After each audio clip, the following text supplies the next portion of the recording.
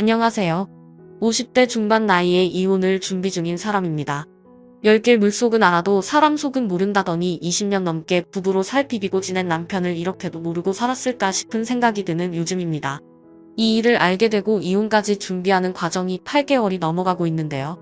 이젠 너무 지치고 기운이 빠져서 남편을 미워할 힘조차 없는 것 같네요. 그냥 그 인간 얼굴 안 보고 어디 조용한 데서 살고 싶다는 생각밖에 안 듭니다. 시간이 지나면 조금 괜찮아질 줄 알았더니 바람피고 온 인간 낯짝을 보면 그날 사건이 그대로 다 떠올라서 그대로는 못 살겠더군요. 심지어 자기가 저지른 일은 입 밖에도 못 꺼내게 하면서 피하기만 하는 사람을 보고 있으니 제대로 된 사과 한 번을 못 받고 살다간 제 명예 못 살겠다는 생각이 들었습니다. 이혼을 준비하며 보니 제 남편은 여태 제가 알던 사람과는 정반판인 인간이더라고요. 미안하단 말도 없이 되려 더 뻔뻔하게 큰 소리를 떵떵 치니 말이죠. 자기가 난처한 순간이 오면 이 인간이 더 낯짝을 두껍게 행동을 하는데 그 모습을 보면 속에 불이 나는 것 같았죠. 결국 그렇게 이혼까지 결심을 하게 된 거죠. 진심으로 미안하단 말 한마디만 했더라도 이 지경까지 되진 않았을 것 같아요. 1년 전 남편은 직장에서 퇴직 결정을 자기 스스로 했습니다. 솔직히 몇 년은 더 다닐 수도 있었는데 드라마에서 보는 것처럼 그렇게 오래 몸담은 회사도 인간 다 써먹고 버릴 시점이 되니 아주 대놓고 눈치를 주는 것 같더라고요.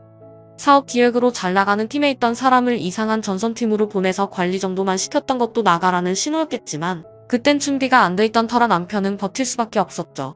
그렇게 도살장 끌려가는 소처럼 출퇴근을 반복하니 맨정신에 집을 들어온 모습을 보기가 힘들 정도였어요. 그렇게 힘들어하는 남편을 보고도 전업주부인 제가 할 수 있는 말이 아무것도 없더라고요. 그럴 때 저라도 일하고 있었으면 조금 더 다른 선택을 하게 됐을 텐데 그저 말없이 지켜볼 수밖에 없었죠. 심지어 술 먹고 오는 남편 바가지 긁는 것도 더 스트레스가 될까봐 잔소리 한 번을 안 하고 조용히 남편이 돌아오기만을 기다렸죠. 나 같은 놈은 빨리 죽어야 되는데 여보 그런 말을 왜 해? 젊은 것들이 그러더라. 늙은 것들 싹 잡아서 한날에 죽었으면 좋겠다고. 내가 버티니까 승진이 안 된대.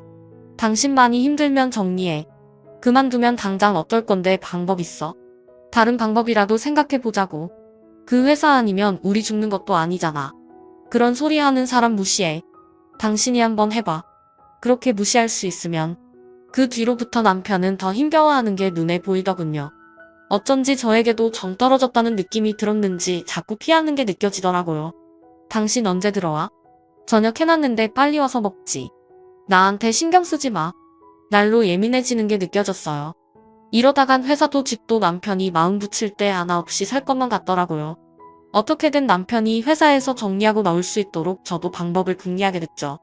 그러다가 편의점을 운영하던 친구 부부가 이육점을 차리게 됐다는 이야기를 듣게 됐고 친구를 찾아가 상담을 하게 됐어요.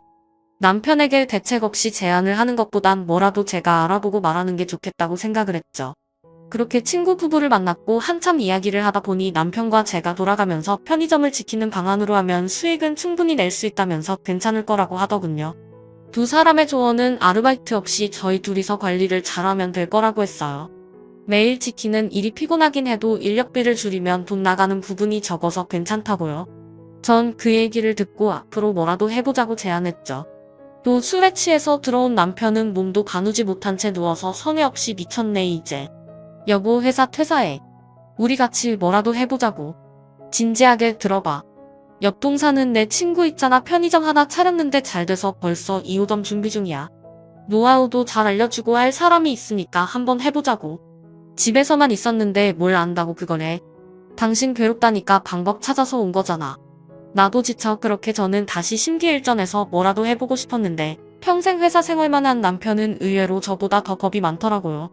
모은 돈을 한순간에 잃기라도 할까봐 사업에 대한 두려움이 많은 것 같았죠.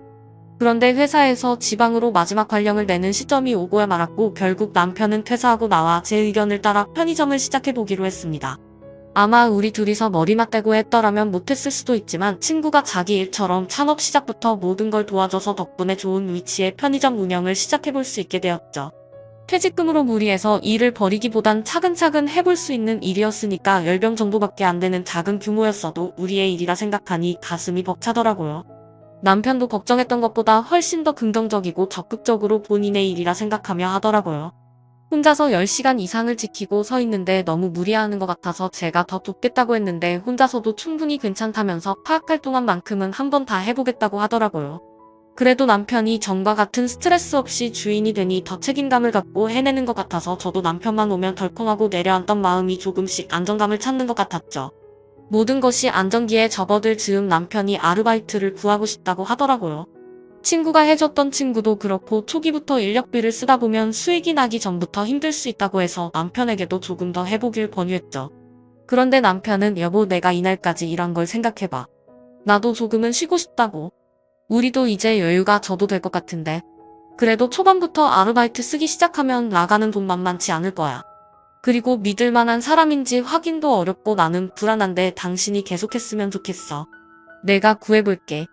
그런데 남편이 샤워를 하다가 쓰러지는 일이 생기게 됐고 힘들다는 말이 그냥 한 소리인 줄 알았는데 정말 무리가 온 것 같아서 저도 이렇게 건강해지느니 사람 쓰는 게 더 낫겠다 싶은 결정을 했습니다. 그리고 아르바이트를 구하겠다던 남편은 좋은 사람을 만났다고 하더라고요. 누군지 궁금해서 남편에게 저도 한번 보겠다고 했더니 나이는 조금 있는 여자분이야. 몇 살인데 40대? 아니 당신하고 2살 차이 나던데. 그렇게 나이 많은 사람을 써. 난 젊은 사람보단 훨씬 나은데 괜히 버릇없이 구는 것보단 일머리도 있고 싹싹하고 더 좋을 것 같아서 그래도 너무 나이가 많은 것 같은데 우리가 대하기도 나이가 비슷하면 더 편하지. 이제 당신 편의점은 내가 다 맡아서 할 테니까 신경 쓰지 마. 더 잘 돼서 이유점 내면 그때 당신이 맡아서 해. 전 당연히 남편이 젊은 학생을 구했을 거라고 생각했는데 제 또래에 여자라니 의아했습니다. 젊은 학생들이 괜히 투덜대면서 응대하는 게 싫었다면서 남편은 나이 있는 사람들이 친절하게 하는 게 더 좋아 보일 것 같다면서 자기 생각을 확실하게 밝히기에 순순히 따르기로 했죠. 그리고 아르바이트생이 생기면서 남편은 조금 더 여유를 갖고 지내는 듯 했어요. 걱정했던 것과는 다르게 매장 안 청소도 너무 깔끔하게 잘하고 습득도 빠르다면서 마음에 들어 하더라고요. 남편이 아무 걱정하지 않게 잘 운영을 해줘서 저도 한시름 놓고 지냈던 중 보기 좋더라. 신혼부부인 줄 알았네. 무슨 소리야? 가게에서 2사람 보기 좋더라고 딱 붙어서. 아 그래? 언제 본 거야? 이틀 전에도 지나가다가 봤는데 가게 하면서 금술이 더 좋아진 것 같아서 내가 다행이다 싶었지. 남편하고 사이 완전 회복된 거야. 너 나한테 한턱 쏴야 돼. 전보다는 좀 낫지. 그건 그렇고 근데 무슨 일 있어? 한 번씩 문 닫혀 있던데. 문이 닫혀 있다고? 화장실 간 거 아니야? 나 지나다닐 때마다 더 챙겨서 보잖아. 외출 중이라고 써져 있는 걸 몇 번 봤는데 시간이 꽤 길어서 줄 선 손님들도 있더라. 너무 안 오니까 그냥 가던데. 그 이야기 듣자마자 남편과 알바생 영선씨가 둘이 부부로 보일 만큼 좋아 보이는구나. 묘한 감정이 들었죠. 저는 한 달 이상 가게에 간 게 손에 꼽히기 때문에 친구가 본 사람도 제가 아니라 분명 영선씨였을 텐데 2사람이 멀리서 부부로 보일 만큼 다정해 보이는구나. 둘이 있는 상황을 단 한 번도 본 적이 없었는데 문득 궁금해졌죠. 그리고 한 번씩 자리를 크게 비우는구나 생각했고 남편에게 이 일을 당장 말해줘야겠다고 생각했어요. 그렇게 몇 번을 봤다는데 손님들에게도 그런 인상이 생기면 점점 발길을 끊게 될 수도 있잖아요. 막상 모질게 말 못하는 남편 성격도 걱정이 되더라고요. 필요하다면 저라도 나서서 이야기를 해야 하나? 별 생각을 다 했죠. 여보 친구가 그러는데 그분이 외출을 길게 하는 것 같아. 당신이 한 소리 좀 해. 자리 너무 길게 비우지 않게 주의를 좀 둬야 될 것 같아. 아니 사람이 잠깐 화장실도 가고 그럴 수 있지. 당신이 그러니까 사업 소환이 없다는 거야. 사람이 서로 사람답게 대우를 해주고 믿음을 갖고 지내야지. 당신처럼 하면 몇 개월 있다가 다 도망가지. 내가 알아서 하니까. 그런 건 나한테 맡겨. 내가 판단하니까. 아니 그게 아니라 그냥 간 손님도 있다 그러니까. 에이 당신 친구도 참 자기 일이나 잘하라. 그래 남의 가게 기웃거리고 관찰하지 말고 자기가 도움 좀 줬다고 우리 가게도 자기 것처럼 생각하나 본데 알아서 한다고 해. 신경 써서 봐준 사람한테 왜 그렇게 말을 해? 미친 여자 아니야? 남의 일에 왜 그렇게 신경을 써? 한가하면 자기 가게 청소나 더 하라고 해. 갑자기 막말처럼 쏟아내는 남편의 반응에 당황을 했죠. 우리 가게를 그렇게 오래 비워놓는다는데 고맙다는 말은 아니어도 미친 여자라면 욕까지 하는데 찜찜했습니다. 같은 여자니까 내가 가서 잘 이야기해 볼게. 아 당신이 나서지 말라고. 왜 그렇게 화를 내? 가게 비우는 건 큰 문제잖아.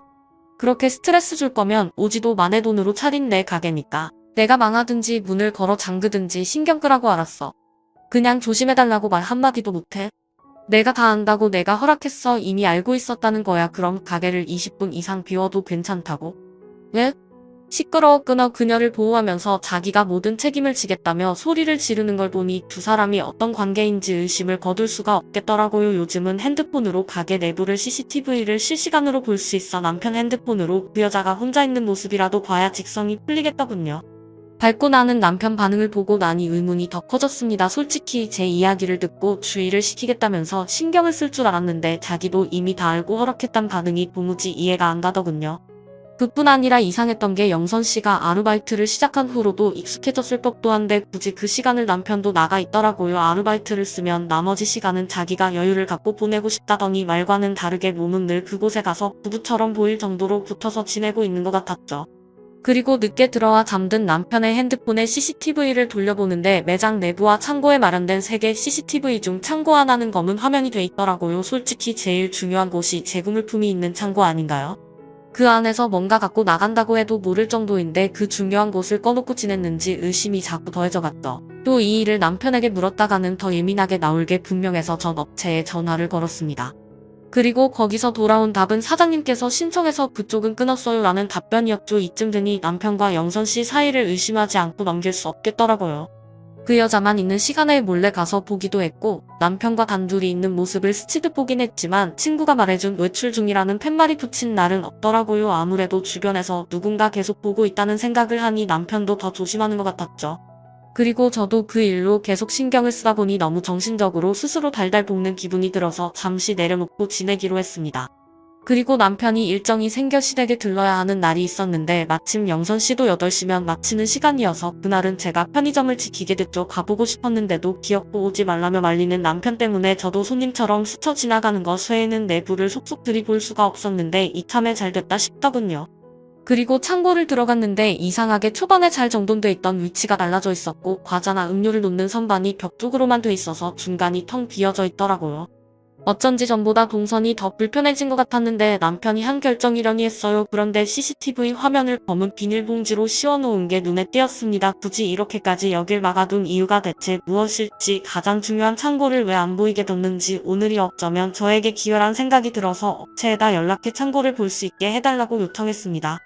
그리고 제 폰으로 연결해서 볼 수 있게끔 해두었죠. 검은 봉지를 싹 벗겨버렸다가 남편이 눈치를 챌 것만 같아서 구멍을 살짝 내놓고 나왔습니다. 확실한 증거를 잡자는 마음보다 차라리 제가 한 의심이 그냥 지나친 생각에서 끝나길 바라는 마음이었죠.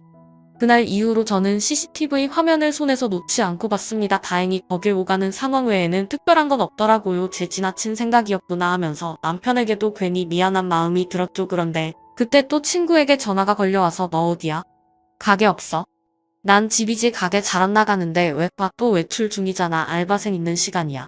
아니 지금 남편이 있을 시간인데 우선 끊어봐. 저는 그리고 다급히 핸드폰 화면으로 창고를 봤습니다. 남편이 보였죠. 선반장 뒤에 숨어있던 간이 침대를 꺼내 펴더라고요. 피곤할 때 종종 이렇게 꾀를 부렸구나. 이유를 알겠더군요. 그런데 몇 분의 시간이 흐르자 창고 안으로 들어오는 사람이 있었습니다. 오늘 일하는 날도 아닌데 온 영선 씨가 창고 안으로 들어와 익숙하게 외투를 벗더니 남편과 불륜을 하는 게 아니겠어요?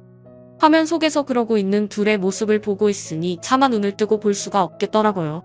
더 볼 필요도 없을 것 같았습니다. 설마 하는 생각은 했지만 솔직히 이 정도로 둘이 불륜을 안을 정도인 줄은 생각조차도 못한 상황이었거든요.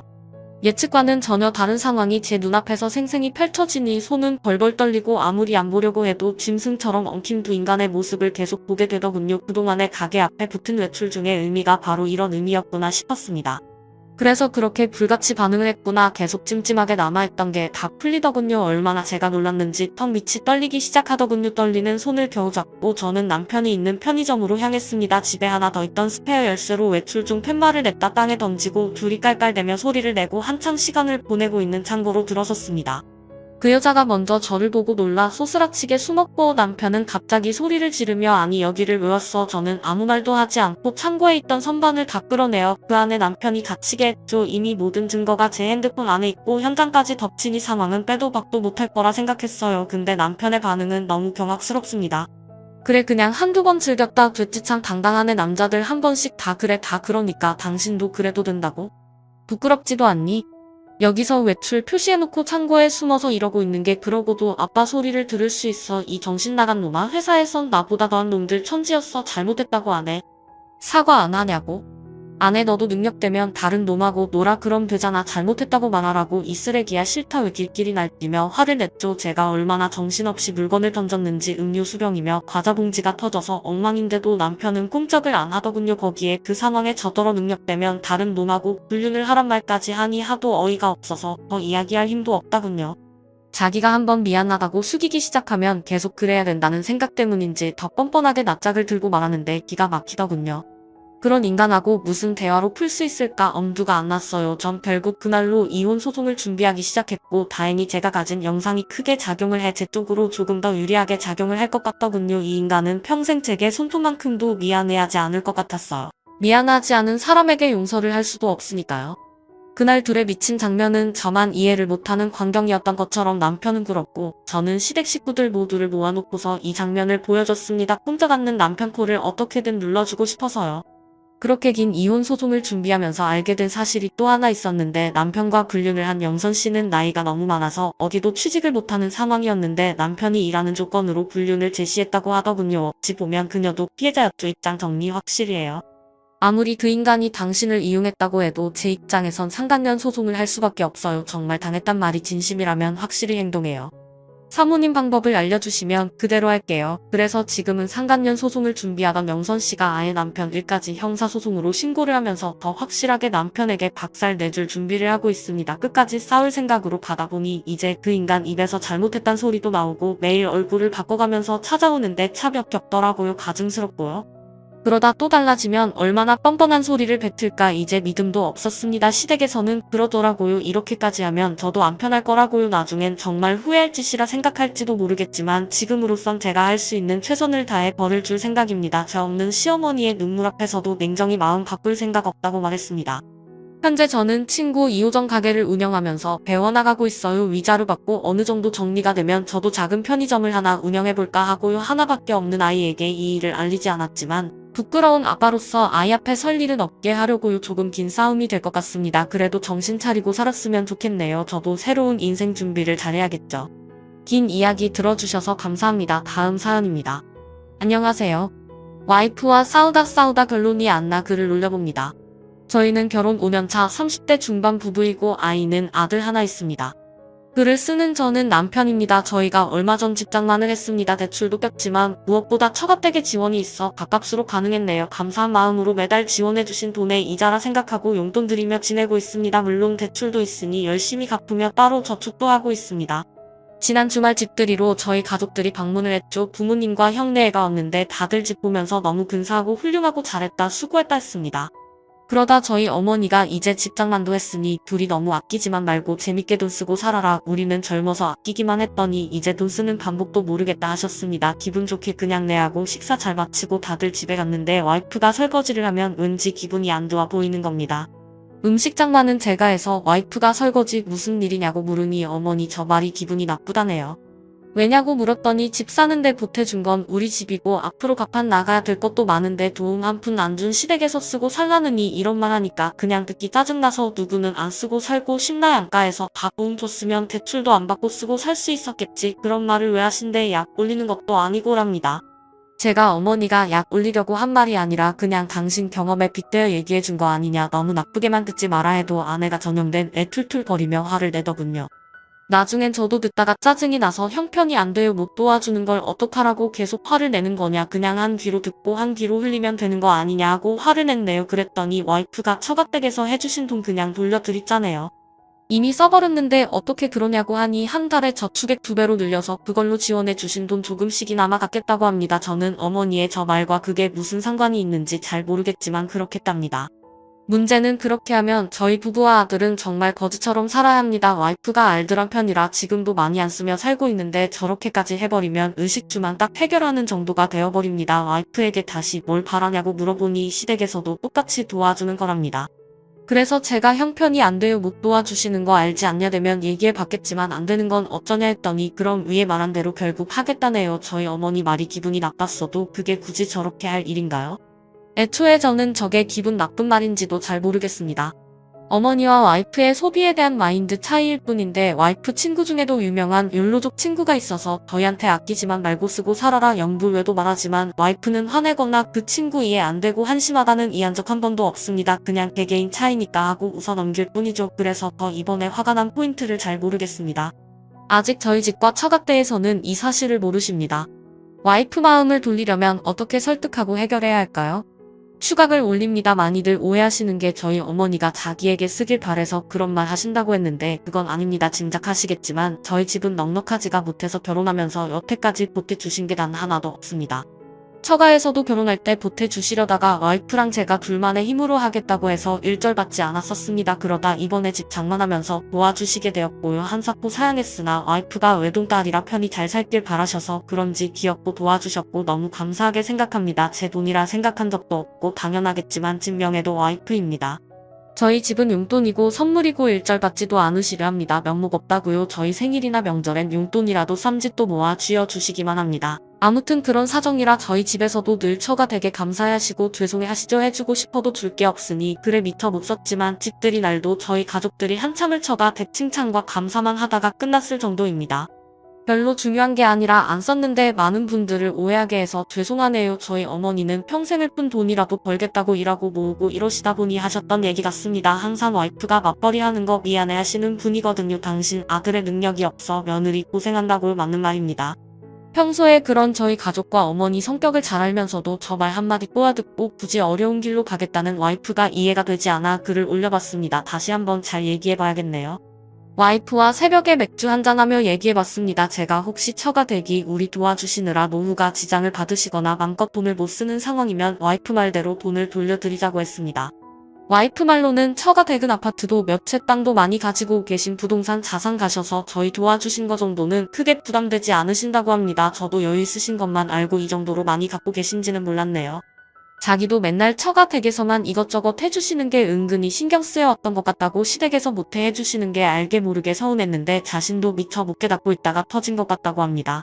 저축액을 늘리는 건 현실적으로 어렵기 때문에 저는 거지처럼 살아도 되는데 아들이 지금 모으고 있는 저축통장이라도 반기되면 처가 댁에 드리기로 했습니다. 저도 너무 당연하게 받은 것 같아 이 기회에 반성하게 됐네요.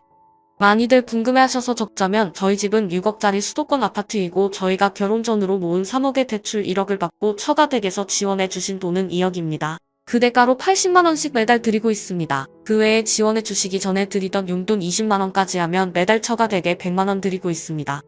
저희 집엔 드리는 게 없고요. 용돈 20만원을 결혼 후 1년간 드렸는데 고스란히 모아 저 모르게 와이프에게 돌려주셨다더군요.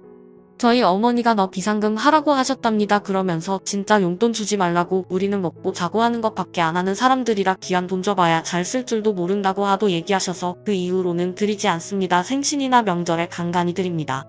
근데 그럴 때 저희 부모님도 저희에게 용돈을 주시니 쌤쌤이네요. 아무튼 원래는 좀 변두리에 싼 아파트로 가려다가 처가 댁에서 2억 지원해 줄 테니 와이프 직장 출퇴근 좋은 수도권으로 가라셔서 이렇게 좋은 집 오게 되었습니다.